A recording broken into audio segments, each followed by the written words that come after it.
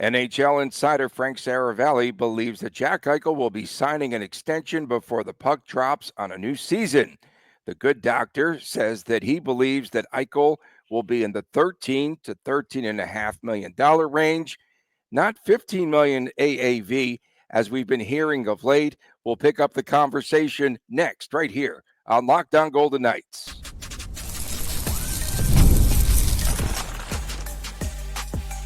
Your Locked On Golden Knights, your daily podcast on the Vegas Golden Knights, part of the Locked On Podcast Network, your team every day. Well, hi again, everyone, from Las Vegas. Tony Cardasco and Chris Golick reporting. Thanks for making us your first listen each and every day. Please subscribe to our Lockdown Golden Knights YouTube channel. I am a longtime sportscaster. I am a marketing consultant and the host of the new Believe in Vegas podcast, with a preview of UNLV versus UCLA on this week's pod. And Chris, the owner of Silver State Cards and Sports and the collectibles editor for the Hockey News. Coming up ahead on today's show, we'll later on be talking about the postseason salary cap, kind of evens things out here, more parity perhaps, who knows. And we'll have the topics with the referees and the head coaches in the NHL during a Q&A session yesterday. We are brought to you today by FanDuel. Yes, NFL season is here. Tonight we've got the Eagles and the Dallas Cowboys, and FanDuel has all the numbers, all the props, everything going on. Go to FanDuel.com. So, Chris, we have heard a lot of numbers on an Eichel extension. And, of course, we've heard these numbers being bandied about. And last week, we heard somewhere in the range of $15 million AAV. And now Frank Saravalli says $13 to $13.5 million. And that's the insider in the NHL. And he says that Jack Eichel will sign before the season begins. What are your thoughts? Do you think that this is legit? I mean, everyone in Vegas loves to say how often Frank Saravalli is wrong and doesn't know what he's talking about. So hopefully in this case, Frank Saravalli is right and he knows what he's talking about. I think Saravalli is solid more times than he's not. But like anyone with takes, sometimes they're right, sometimes they're wrong. The fact that at least there is I'm fighting allergies, if you guys can tell out there. We'll get through this, though. I'm fighting some allergies. It's going to be an interesting 28 minutes. We'll get through it. But yeah, Saravalli, he what this tells us at least is the two sides are talking. The two sides are crunching numbers. They're working things out. They're discussing this in the off season. It's not like it's radio silence. It's not like, maybe something was pitched. Eichel's camp laughed and said, nah, we'll talk later. This seems to be a good, fluid negotiation that's probably been happening for, last month or so, maybe even longer since free agency has started. So all signs point to hopefully a deal for Eichel before the puck drops. Our good friends at AFP, they checked in AFP Analytics, and they have Eichel at $13.9 million right now, in that range.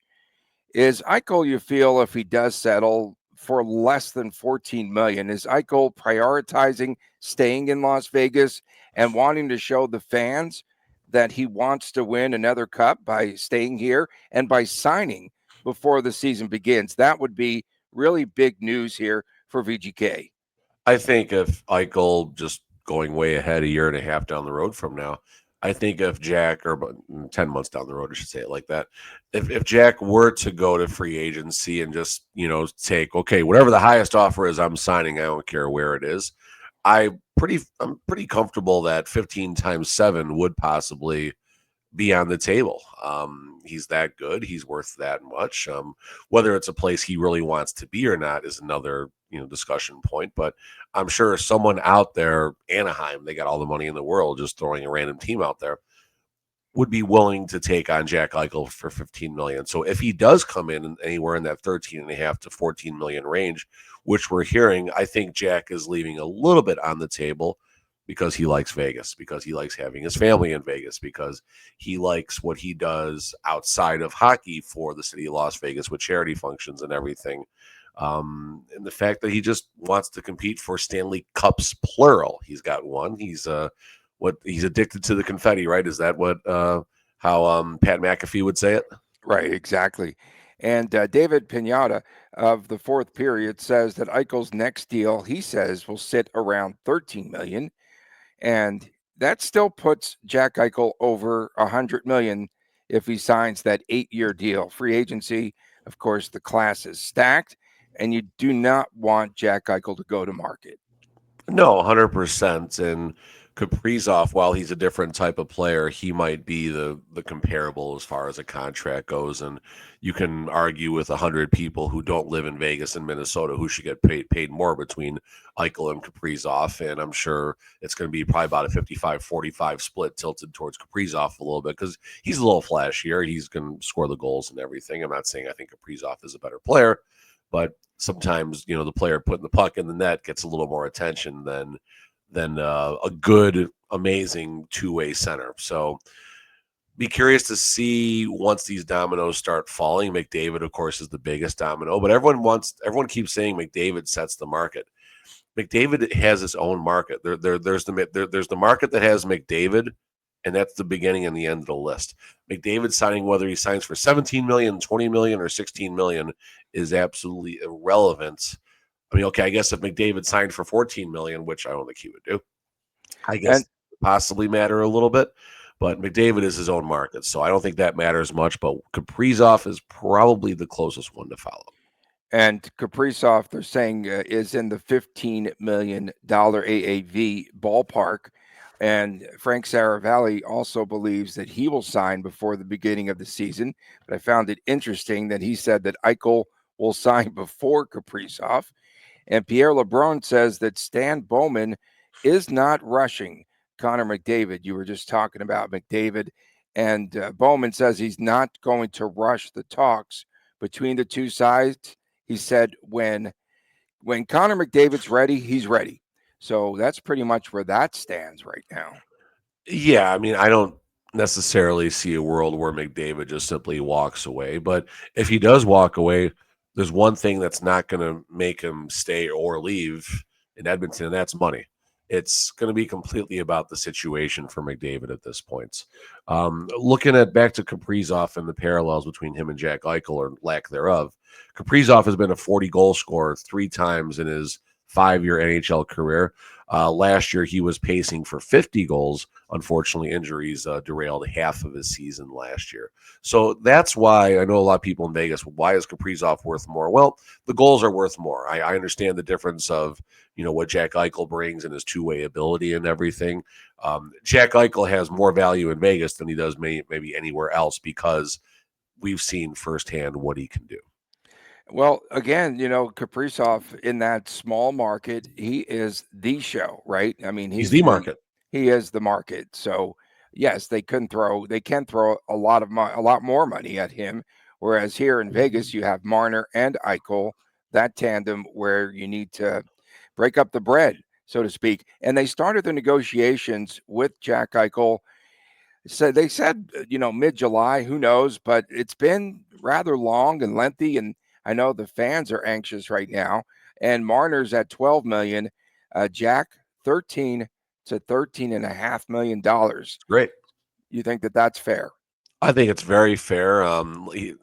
Eichel, if he wants to give the Golden Knights, and personally, if he wants the best chance to raise another Stanley Cup, you need to leave a little bit on the table. And yes, there's tax benefits to playing in Vegas. Everyone talks about that. The tax benefits in a few places where players play. But you got to be willing to leave a little bit, not a lot. I mean, look at Riley Smith, how happy he is here. You save that $1.5 million, that's another player, right? Or as time goes on, this with the salary cap, it allows a lot more creativity. So hopefully, anything less than 14 million is a real big win for Vegas, assuming it's a max 8-year deal. Yeah, and it'll be great news if Eichel could sign this contract before the start of the season. Takes off a lot of stress, mostly before training for the camp, fans and the questions. You would be less stressed here if he signs that deal. Yeah. Coming up next, the Athletics' Pierre LeBrun says the reaction from the NHL general managers has been favorable when it comes to a salary cap in the postseason. That's ahead right here on Locked On Golden Knights. Oh, brother, the NFL season is here. It's happening. It's tonight. And we've got Philadelphia minus 8 points and 48 at FanDuel. FanDuel is making sure that you are ready for kickoff with a can't miss offer. That's right. Right now, new customers can bet just $5. If that bet wins, you'll get $300 in bonus bets to use across the application. We definitely like FanDuel. It fits however you like it to be. We like all of the player props, what have you. Philadelphia, this is going to be an interesting game. Of course, no Micah Parsons anymore for Dallas. And of course, this is a very bitter rivalry. It is quick. It is easy. It's the best way to add a little bit more energy, a little bit more spice on Sundays and Thursdays, to be quite frank. So, are you ready to play? Are you ready for some football? Download the FanDuel app today by visiting FanDuel.com. Get things started. That's FanDuel.com. And you can place your first $5 bet. If it wins, you'll get $300 in bonus bets back at FanDuel.com. Welcome back on this edition of Locked On Golden Knights. Tony Cardasco and Chris Golick reporting. Thanks for making us your first listen every day. Tomorrow is WTF Day right here. And of course, we'll line up all of your comments. A lot of fun. And ready for football, right? You too, Chris, for the NFL to start here. We've got Thursday, Friday, Sunday games this week. Raiders are on the road, local team, and they're in New England, and then they return here a week from Monday for Monday Night Football against the Chargers. So it's amazing to have an NFL franchise in our city. It's just, I never, ever take that for granted here. It's amazing. I mean, you look at the revenue that stadium brings, and me and Chris got to experience WrestleMania there and all the money. I mean, God, the tickets are so expensive. We did it on the cheap. It was like still over $300, but it's just crazy how much money. I thought I read somewhere in the last couple of years that Allegiant's like the most profitable stadium in North America or something like that. And I mean, that's unfortunate for the locals, but the reality is it's about bringing money into the city, and Allegiant does a good job with that. Oh, they do a terrific job. So the NHL officially confirmed that there, yes, will be a playoff salary cap, and this should bring perhaps more balance, who knows, and more parity to the league here. But nothing has been finalized pending LTIR changes, and that has not been resolved yet, but they say it will be by the start of the season. Yeah, I mean, this is a good thing. A lot of people, and this is something that I thought I would never see. I've been one saying that whenever opposing fans of losing Stanley Cup teams are chirping people like the Golden Knights and the Florida Panthers, my reminder has always been your GM wanted this. Your GM wanted the ability in the event one of your superstars goes down to replace them and then have the ability to stack up in the playoffs. And it seems like a flip has happened, and it's a good thing. It's very hard to understand. Well, here's the rules when the games matter less. Now that the games matter more and a championship is on the line, let's throw out all those rules. We're talking about, of course, a salary cap here. This is where Golden Knight fans love to remind everyone that the 22-23 team on the ice was, in fact, cap compliance if these rules were in place, I guess. So that's a fun thing. But I believe last year's Florida Panthers team would have been about $8 million over the salary cap. Now, again, they did nothing wrong. All they did is they played the rules the way they were written. But the reality is, if these rules were in effect for the previous Stanley Cup final, the Florida Panthers would have not been, they would have had to have a different roster on the ice. Yeah, we go back here. There's a storied history with LTIR starting in 2015 with Chicago, and then, of Patrick course, Kane, the Patrick Kane rule. Right, 2015. So it does go back a decade. Took them that long to figure stuff out. And then, of course, you had Tampa, VGK, and Florida utilizing, taking it to their advantage, LTIR. So it's part of the history. Of course. And again, those teams did nothing wrong, including the Vegas Golden Knights, as far as utilizing the rule. And it's unfortunate that injuries do happen, but injuries do happen. And if the timing works out to perfection, like it has twice now in Vegas and how it has for Florida and Tampa and Chicago, fine, so be it. That's what the rule says. Now, there's a new rule. And I don't know. I'm sure GMs are going up and down, and they have their understudies, if you will, and their capologists, looking through everything, trying to see where the gap is, where the loophole is. And you wonder, the first team that's going to expose something, how that's going to play out. Then all the RGMs are going to be like, okay, here we go. So this is part of the new CBA. It starts with the 2026 playoffs, so this upcoming season. And just so everyone knows out there, the teams will have to submit a 20-man roster for each game that is cap compliant. And that changes things a lot. That will change a lot of the postseason. I really believe so.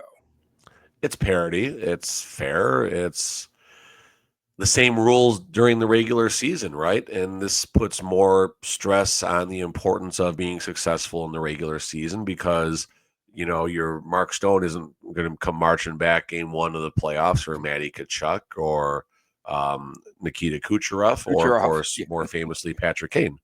Yeah, it's interesting. And Ken Holland of the LA Kings, their GM, he's pretty much the driving force behind this change. And he says it's good for the league, it's good for the fans, and it's good for the players. I think it adds a little bit more excitement and would not be surprised. Again, it definitely makes this more interesting here in the playoffs. Would not be surprised if we see a team come out of the clouds here to win it all, depending on how you're finagling cooking the books, how you're cooking the books, how you're playing the rules. That's how you're playing the game. Yeah, and injuries and who you're trying to stash and all of that. And I thought that they should have had a salary cap. Talked about it a bunch on this show. I thought they should have implemented this a long time ago. The rules, the rules are much different than any other sport. Why? On the flip side, you're going to maybe have a less interesting trade deadline because your player might be coming back. You won't have some of these possible mega trades that we have seen at the deadline because you can't stack up and stuff like that.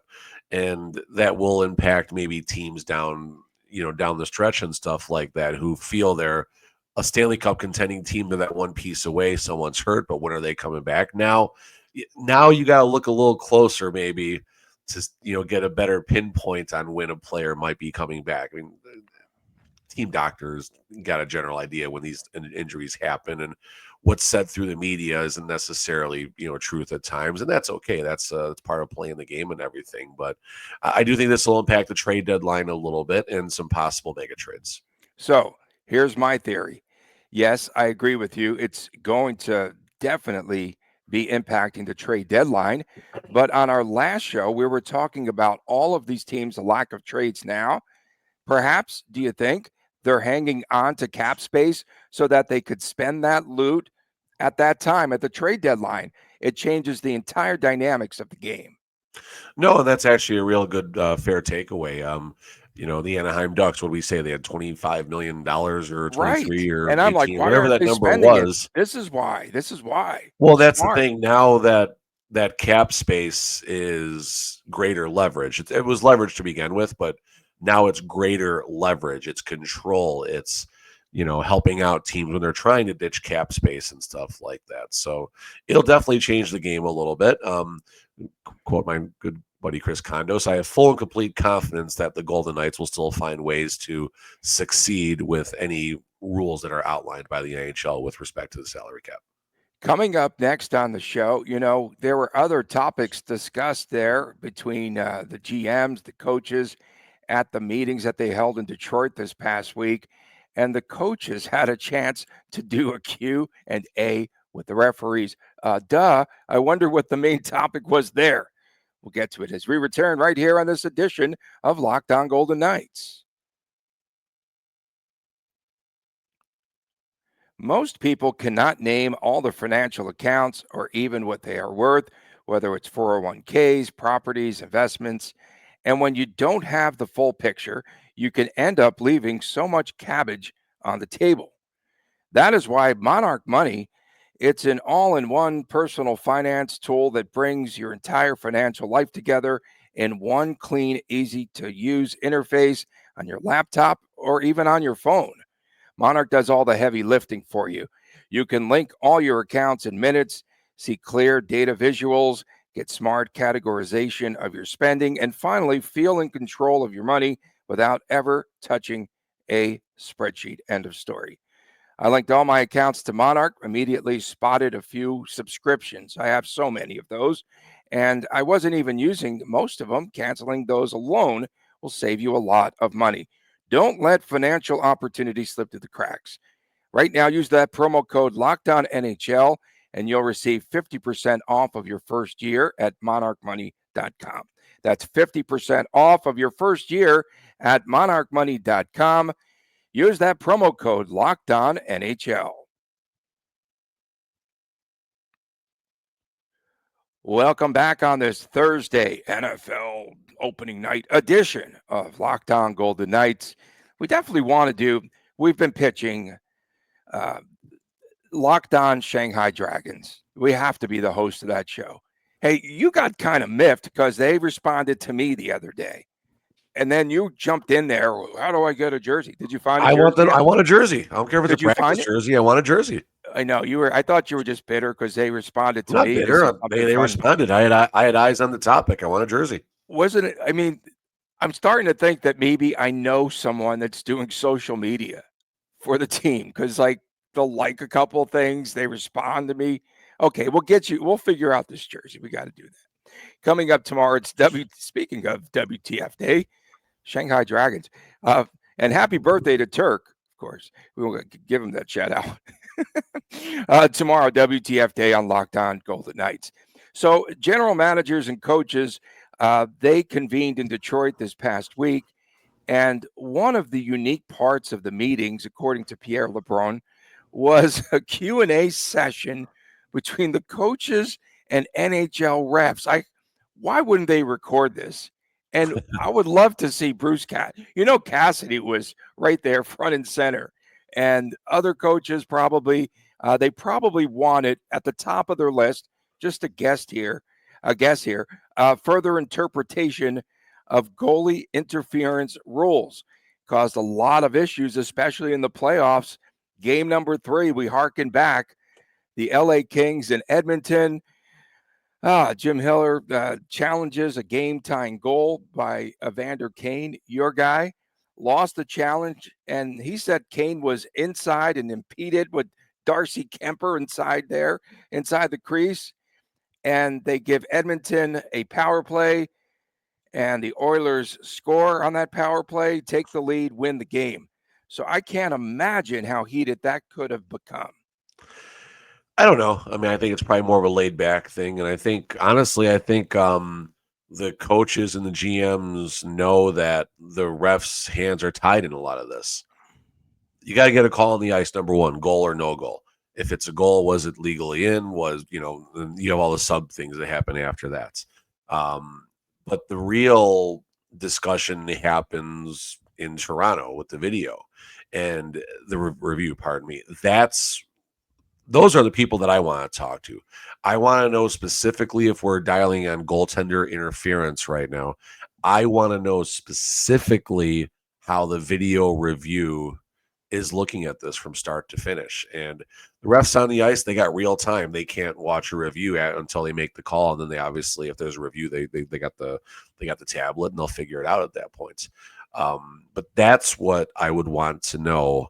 What are the key things they're looking for? And I think I'm the only one who's ever been for this, but I think if you eliminate the goalie crease completely, just take it out, no blue paint at all, I think you make goalie interference a lot easier to understand, because who's in their position first, right? The goalie's in their position, then boom, they have their space. If they're not set and there's a player in their grill, so be it. I say take out the blue lines. Remember me? I got a lot of heat for that. There were over 100 reviews of goalie interference this past season. Oh boy, I was just thinking though too. Mitch Marner, of course, the first review goes to Toronto. It's going against Marner. 100 reviews, 60%, Chris, were overturned for goalie interference this past season. Now that compares, I've got the previous 3 years too. My goodness, I do nothing but study here late at night. 2023, 24, 88 reviews, 48 were overturned. 2022-23, 85 reviews, 42 were overturned. And 2021-22 in that season, 82 reviews and 35 were overturned. So this jumped up substantially this past season. So I'd have to wonder too, if I'm one of the coaches, why suddenly are we having more reviews for goalie interference? Back to the crease. This is where the crease rule, as much as I hated the crease rule, made things a little easier to understand. So basically, the rule was if you are anywhere around the crease before the puck end, if you're in the crease before the puck enters the crease, it's no goal. You can be sitting off the side, with your skate blade just a quarter inch in the crease. If your skate blade is in that crease, it's no goal. It's cut and dry. I don't think this is a good rule, but it made things a little bit easier. Now, if you're not impeding the goalie's space, you can be in the crease. They do use the crease as a guideline when they're starting to digest if there was interference. Okay, well, did it happen in the crease or not in the crease? In the paint, not in the paint. That's obviously a big thing now. So why did it jump over the last couple of years? Honestly, I think the coaching takeaway is get in the goalie's grill, make the refs say it's a no goal, make Toronto overturn it. And that's exactly what's possibly happening now. You're seeing more physicality in front, and the reviews are getting a little more intense, I guess you can say. And there's more opportunities for it to be reviewed. I don't know if that's the right answer, but that's a hypothesis. An answer, but it's an answer. Yeah, we have words. We have words. And wasn't it 0.4 of a second? Riley Smith, the goal. Of course, they review everything, right? At the end of the game too. So that was an important turn of events for VGK. That was so crazy. That was crazy. Wild. Next season, just one other thing that came out of the meetings there, they will be beginning in September after just 4 preseason games. Thank goodness, because of the 2 additional games they'll be playing on the schedule 1 year from now. So that is good news. Other items that came out of this meeting, no dress code. But I still feel that it's Vegas, and I think the VGK players want to have that drip going and take the photos before. Well, now they can have a little more fun with it, though. They could have more fun. And then also another thing, players can now endorse wine and spirits. Cheers, as Golick might say. We appreciate you tuning in. Good for the Foley program. Especially our everydayers. Tomorrow's WTF day right here on this very show. Enjoy the NFL tonight. We'll be back again tomorrow. For my man, Chris Golick, Tony Cardasco, take care.